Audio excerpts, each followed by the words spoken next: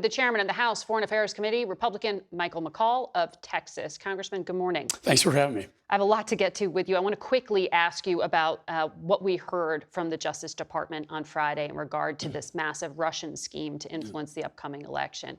Back in the spring, you took some heat after you said Russian propaganda had infected a good chunk of your party's base, and you blamed right-wing media. It seems like you're being vindicated here, but Donald Trump said yesterday at a rally, he seemed to dismiss all of it. I don't know what it is with poor Russia.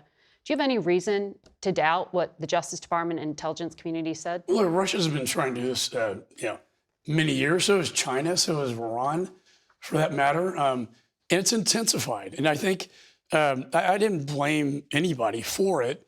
I blame Russia for putting disinformation in the United States that does get picked up by people unwittingly in many cases. I think in this particular case, the owners of the company knew they were dealing with a Russian disinformation campaign, and if that's true, should be indicted. But it's a problem with China. They're involved in my election, just like Nikki talked about her election. Iran, under indictment there. Yeah. So, I mean, this is Russia, China, Iran, North Korea. I want to put that aside for a minute and delve into your investigation. You've been on this program a number of times over the past 3 years investigating the U.S. withdrawal from Afghanistan. Your report comes out tomorrow. Explain the timing, because it's in election season, a day before the presidential debate. Your ranking member colleague is saying that this is politically motivated, and they didn't even get a copy of the report. Why is that? They're getting a copy of the report today, as is Secretary Blinken, as is the White House. Is this politics, though, in an election year? No, it's taken me 2 years to get to this point because of the obstruction. I've had to serve subpoena after subpoena, move to compel, threaten to, hold the secretary in contempt to get information like after-action reports, all these documents, testimonies that we finally got to. Why is it important right now, Margaret? Because the foreign policy is at stake. What happened after Afghanistan impacted the world. Why? Because Putin responded by invading Ukraine 2 months after Afghanistan fell. Chairman Xi, Putin made an unholy alliance in Beijing, threatening the Pacific now. And then the Ayatollah reared his ugly head in the Middle East. And we're seeing this finally, and this is really important. The Bagram prisons unleashed thousands of ISIS-K prisoners that went to the Khorasan region. 8 of those, and that's who we know about, have been detained by the FBI in the United States that got in through the southwest border. This is a failed foreign policy colliding with a failed border policy all at the same time. I think it's very relevant. Lastly, my investigation will go well after the election. Where does it go next? We have a lot of unanswered questions regarding the DOD. What happened on the ground? Why were these snipers left basically unprotected?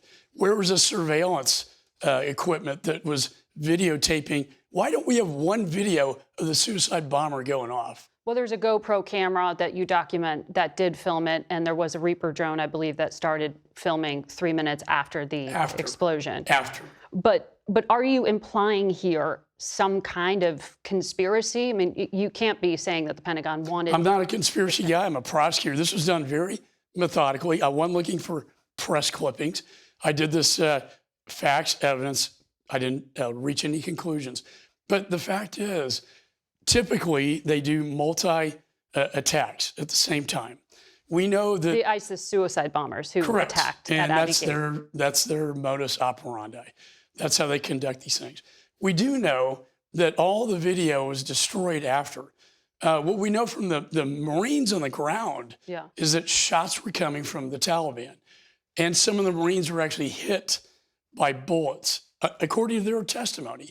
It's the best evidence we have because the videos were destroyed. Well, General McKenzie, in a briefing in 2022, said that that was ball bearings that came from the suicide bomber's explosion, and there was some dispute over the bullets. And that very well may be the case. But I guess why I'm asking is there have been multiple CENTCOM investigations, a State Department investigation. Do you not accept the findings of those investigations? If it wasn't for my investigation, CENTCOM never would have reopened an investigation.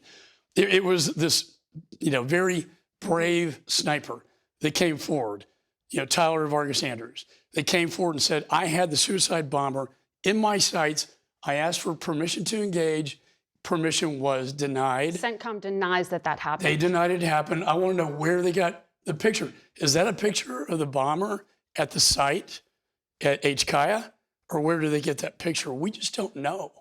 HKIA being the airport. I want to ask you, though, 11 Marines, 1 sailor and 1 soldier lost their lives at Abbey Gate when that suicide bomber detonated. On Tuesday, the Speaker of the House is presenting an award to the family members of the fallen. That's also debate day. I think you would agree, all Gold Star families need to be respected in this country. More than 2,400 Americans were killed in Afghanistan, 45 combat deaths under Donald Trump. Why aren't all of them being honored? Why only these 13? Well, this was one of the deadliest days in Afghanistan. It could have been prevented if the State Department did its job by law and executed the plan of evacuation.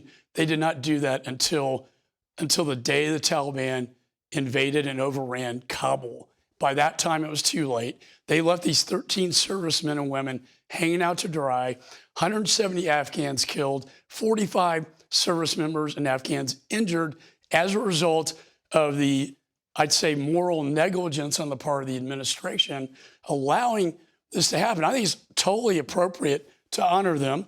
It was never done with the intention of it being on the same date as the debate. That was not a coordinated effort. Really? To my knowledge, it was not.